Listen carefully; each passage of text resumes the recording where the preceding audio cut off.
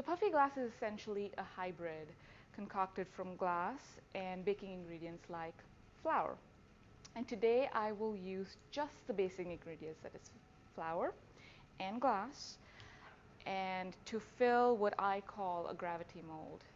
The detail to remember here is that puffy glass, while referencing clay and pâte de verre and faience and baking and all of that, is none of it, because in its process of firing, you're dealing simultaneously with opposing forces. The tendency of glass or silica to fall down, to flow into a mold, a downward pull, gravity, and the tendency of bread to want to rise, to fight gravity when it's baked. For a material to be lightweight and puffy, aim for the material to rise both at the top and fall from the bottom. And ta-da!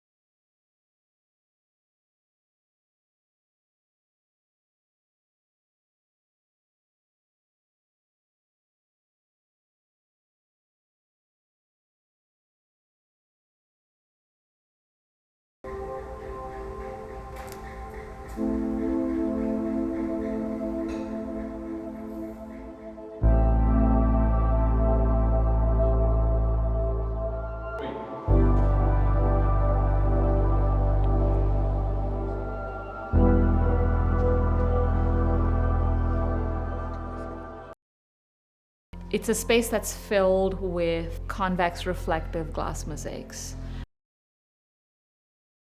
The reason I find Sheesh Mahals so profound is because they embody this notion of who the self is.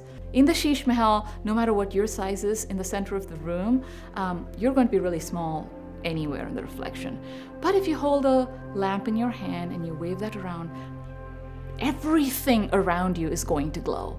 That to me is a really beautiful notion that we could all use right now in the world. That is so powerful, to say any small gesture you do with intent, meaning, and devotion, or whatever criteria you want to give it, can actually manifest itself 100-fold and move something to the point where that room looks like it's spinning around you.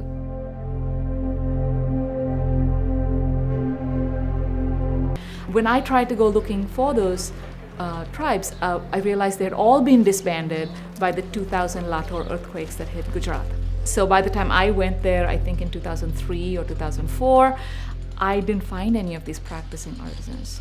And so that's how I discovered that this like centuries old glorious history that is so enticing and so seductive. And I was very disheartened when I heard about that, and I tried so hard to find people and locate furnaces that did that work, or the communities that coated it with the silver and the communities that broke it or set it into the building, and I couldn't find anyone.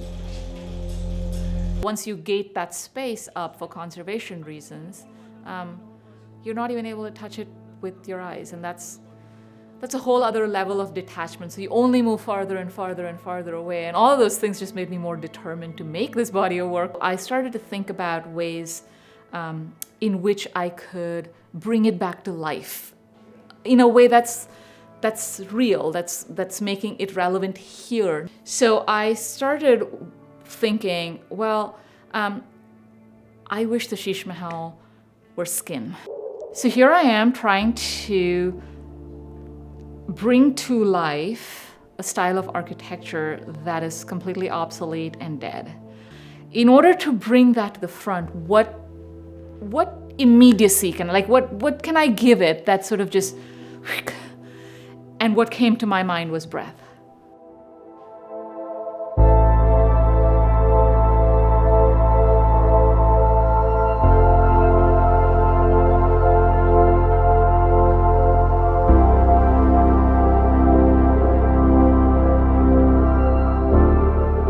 I feel like when we see something breathing, we're automatically more careful around it. Like, look at how you treat a plant versus an animal, how you treat a person versus a building, right? There's something about the slow sort of swelling and subsiding of a body that I think inherently to us signifies life and therefore consideration.